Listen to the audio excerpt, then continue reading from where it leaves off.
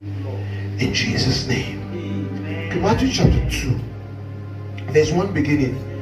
Now when Jesus was born in Bethlehem of Judah in the days of Herod the king, behold, there came wise men from the east to Jerusalem, saying, where is he that is born King of the Jews?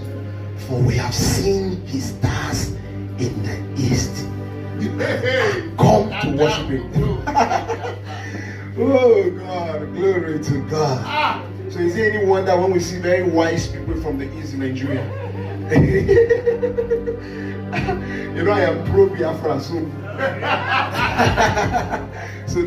don't mind me, forgive me.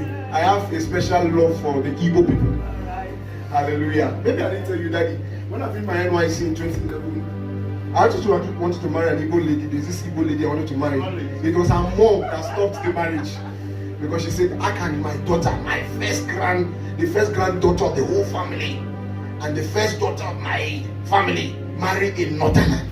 That was what she said. She was direct. You know, she cried and cried. I went to visit them in Lagos. They had a family house in Lagos. So the woman cried. She refused to come out to even see me. It was towards the tail end of my stay in the house that she came out and said, where are you from? I said, from Benue. On your side. Hallelujah. Glory. So, the East, I have a special love for the East, and when I saw this scripture, I was like, wow. Even the Bible recognizes the East right from time. Wow. Hallelujah. Hallelujah. Amen. Okay, so the first lesson I want us to pick from that lesson is that why should I see something from God and come to a man to validate it? I'll say it again. Why should I receive instruction from God and then come to man to verify if the instruction I receive from God is actually true or false? God showed you that a star was born. Jesus was born. And then you came to man to say, is it true? The three wise men, we have seen the star. So God actually revealed the star to them that this star is an indication that Jesus was born. So if you need to get more clarification for where the star is heading us to, or who this boy that was born is and where he is born, you go back to God. I say, Father, we saw the star actually, but sir, where do we go from here? A lot of times, sir, we hear things from God and then we come to man and we are saying like, everything I see yesterday, why no, you know clear. How can it be clear?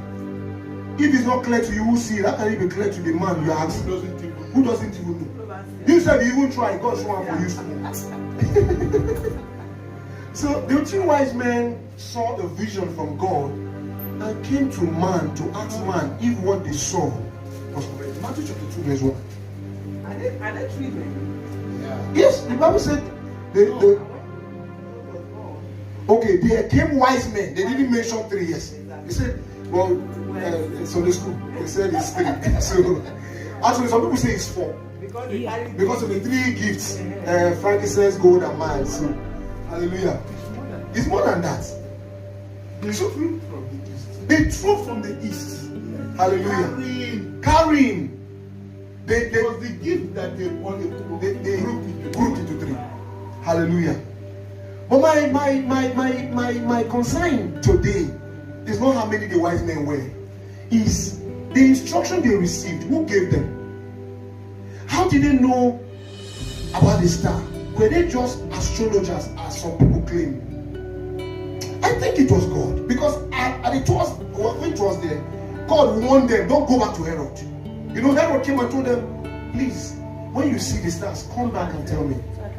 And God warned them, don't go back. So God told them, a son has been born. And this guy was born, so follow the star. Because even when they came and met men and men could not give them the answer, they went back to the star and the star took them to Jesus. Let's read. When Herod the king had heard these things, he was troubled, and all Jerusalem with him. And when he had gathered all the chief priests and scribes of the people together, he demanded of them where Christ should be born. And they said unto him, in Bethlehem of Judah, for thus it is written by the prophet, And thou, Bethlehem, in the land of Judah, art not the least among the princes of Judah, for out of thee shall come a governor that shall rule my people Israel. And Herod, when he had really called the wise men, inquired of them what time the star appeared. And he sent them to Bethlehem and said, go and start diligently for the young man. And when he had found him, bring me word again, and I may come and worship him also. When they had heard the king, they departed. And lo, the star which they saw in the east went before them, till it came and stood over where the young child was. When they saw the star, they rejoiced in great joy. And when they were come into the house, they saw the young child with Mary his mother, and fell down and worshipped him. And when they had opened their treasures, they presented unto him wood, frankincense, and myrrh. And being warned of God in a dream that they should not return to Herod, they departed into their own country another way. I'll stop there. So, first lesson is in 2022. Don't hear God and go to man to validate it. Hey! 2016 was one of the most difficult moments for me in ministry, because God wanted me to switch a bit from the drama and film ministry I was doing to start a church. I was a very conk member of the Winners Chapel. I've been in Winners Chapel for 16 years. And then I was in the pastor anyway, but I was committed. I was so committed that my pastor could see the whole church and say, where is James? One Sunday morning he called me and said, I watched your film. Please, is the film available for the church to buy? I'm talking about Living Faith Church Lafayette, one of the biggest churches in Lafayette. I was sitting in front of the church. He stood me. He said, stand up, James. I watched your film, and the whole church were waiting. Then I would even have money to produce the copies for people to buy.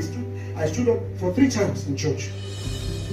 And those 3 times, he was like, just open. So, I was that committed. So when God was talking to me, young man, it's time for you to move over to the church ministry. Start a church. I want to disciple people through your ministry. I found it difficult to do that because I was afraid. What would people say? How would they see Brother James? And they would say, hey, this guy is a breakaway. He don't let that out. So I was in the streets. But hear me, people of God, the man was his pastor of the church that I was afraid to even approach to tell him that this is what God was telling me. He met me in a location. I went to minister in drama. He came to honor the event. He was not ministry. So he saw me and said, James, where have you been? Where have you been? I said, sorry, sir. Then he drew me and said, talk to me. What happened? Where have you been? So I told him, I said, this is what God was telling me, but I'm afraid. He said, if God said it, go and do it. He said, if you are waiting for man to validate what God has said, man will push you out of what God has said. That was all I needed. That same month, God gave us a space for the church. We started a church. Hallelujah. But you see, if he was a very selfish person, he would discourage me. A lot of persons have discouraged people who have heard God. Maybe God told you to do something, and then one man said, when you get delivered to one, you don't start with you don't finish it. People have visions have been destroyed by men's counsel. Please, I beg us, when God tells you something to do, if you don't get clarity, stay there. Don't go anywhere. Don't go to any man. Hallelujah. And then the next thing that caught my mind is, and when Herod heard that the king had been born, he was troubled. Troubled for what? Are you troubled? You know, when you don't know your assignment and what God has asked you to do, you get intimidated by people's assignment. Trouble for what? Why are you troubled? A king is going to be born. You are already a king, crown king, and the kings cannot be dethroned. It's not Nigeria that you can change Sanusi and put another person. Do you know what I'm saying? You are a king, seated on the throne. Only death can take you out of that throne. And then you are intimidated that a little born. When will the guy grow? How are you so sure that you'll be alive when the guy will be mature enough to be king? How are you sure is that your throne? How are you sure is that still your throne? He never sat on the throne. He even said, no, I'm not the king of the Jews. He never sat on that throne. But he was intimidated. Please, next lesson. Nobody's light should should be so bright. Your own to close your eyes. Say, I can no longer see you. This guy's light is too bright. When the light is getting too bright, to brighten your own. Brighten your own. You know, when you are driving on Nigeria highway, you see a lot of people. Your light too sharp, too dim up now, dim up now. You tell me to dim my lights. God increase the brightness of your lights. Chicken. Sir, with all due respect, in the whole of this country, nobody has my similarity of vision. Nobody. What God called me to do is entirely different from what God called President to do. What God called me to do is entirely different from any other drama ministry. People who watch our drama, they say, how did you get this? How did you get it? It's not common. It's not common. Most of our drama end in one scene, just one scene. Once we just climb to the directing, the drama will finish. Nobody's going out. Or if somebody's going out, there must be somebody on the stage. So somebody say, how did you get a concept that you keep people for 30 minutes and you are doing one thing and they are not tired, they are not bored, they are laughing and they are crying? Because I understood that God called me for a particular assignment. Herod was intimidated for a boy, and because of that, he became a murderer. Went and killed children from 2 years old. When you are intimidated by people's vision, you will begin to compete. You will begin to manipulate. You will begin to adjust what need not to be adjusted. Say, the way this guy did, the way this guy did, we won't copy them. That's why you see today, every church is having greeters. Because they see building and Father is doing it. So churches that God called them to go into evangelism, rocket evangelism. If you go to their entrance now, they carry placard. No, we love and celebrate you. So we recruit young ladies who should be desperately in need of souls, going out to win souls. We recruit them to stand with beautiful clothes and carry placards. That's what you're calling. That's why no matter how they do it, they cannot outdo Kosa. I've seen churches and then they are trying their best to make sure they are like this guy, but they are not the guy. And as they are trying, the guy is doing other things. He's doing other things. So, because it's not your vision. It's not your vision. One day, when I was serving in 2011, I initiated the program. They were doing the program before actually. They called it Face of the Week. So we lived in SCCA family house. So in that family house, every week we appoint two people, a lady and a guy, who are the face of the week. That's maybe by their activity. Maybe they were very hardworking or they were helping people to do certain things. Because in family house we wash plates, we cook food, and it's rotational. So when they were doing it, the guy who had the program, he would just come and do anyhow and wear slippers. So when I came to the family house in 2011, I said, we can do this in better. We can give them gifts. So I brought an idea and then I started anchoring it. So I would go around the rooms and say, please, face of the week this week, anything you have, let's contribute and buy gifts for the people that will win. So we were contributing. So we'll buy gifts and keep. On Thursday, when we go for face of the week, anybody that win will give them the gifts. So some people became so jealous. So why is it like it's only James that will always anchor it? Can't other people anchor it? So I had the thing I said, I was very happy. I was very happy. I said, no, that's good, that's good. So I let off 1 week. I didn't do it. Somebody else came and did it. One brother was coming from far. When he was coming, he said the place was so quiet. It was later he told me. He said when he saw that the house was so quiet on a Thursday, he said, no, something's going on. When he entered, he saw that it wasn't me that was angry. He said, nobody can do exactly what God has given you to do. See, today the guy is my friend on Facebook. One time he said, man of God, you have been doing this thing for long. So, don't be intimidated.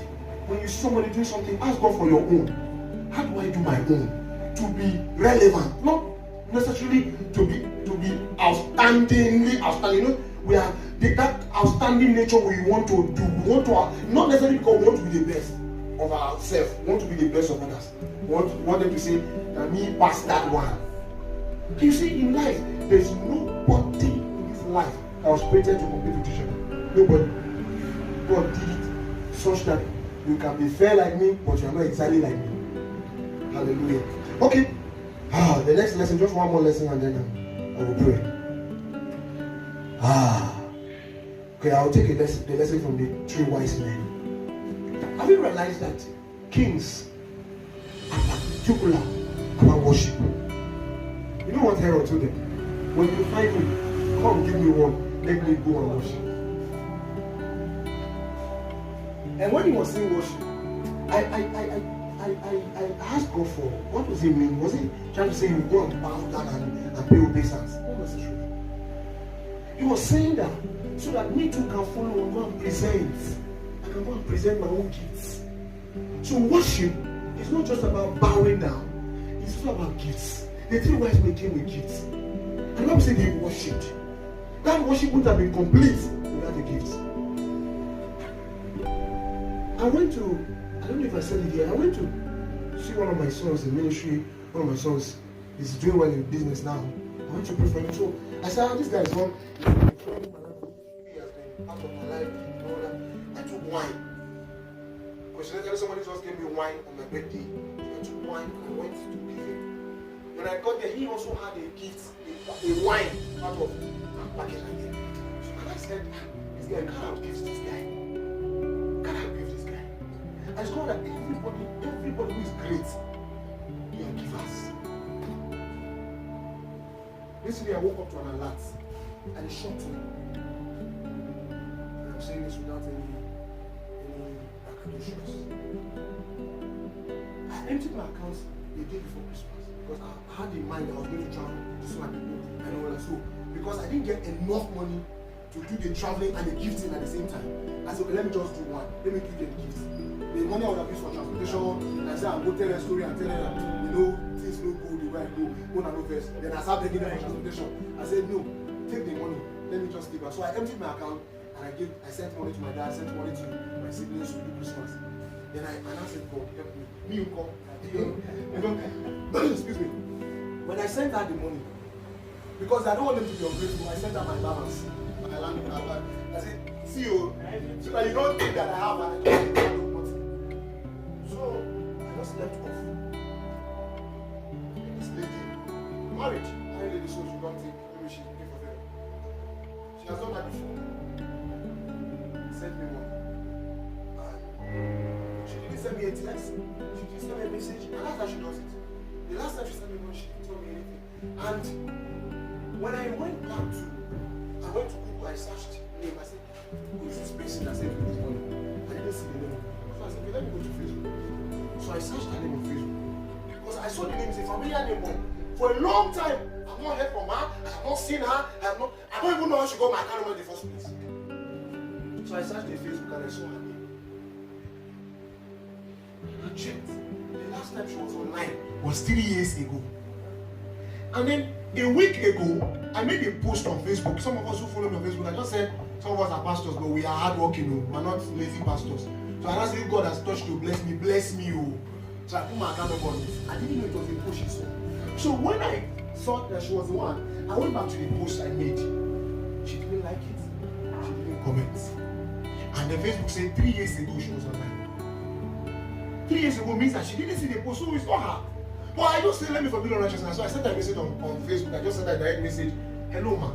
I saw an alert in your name. Please, are you the one that sent me money? That was that time she sent it. She said, how did you find out? She said, I just wanted to do it secretly. I said, no, this error of Google, you cannot do it secretly. So I thanked her and I was gone. Now, this was 4 months after. And the day before, just a day after I sent money that was all in my account to my siblings and to people to do Christmas. Then she sent me money in the night. I woke up in the morning and I saw the alerts. And I realized that you can never go wrong giving money to people. Anything you give, definitely and surely not like that. So in 2022, I'm going back. The secret I learned. 24th, empty my account. 25th, saw alert from UK. She's in UK. The woman is in UK. When I went back again, I said, you again. It's kind of like I give somebody BPO.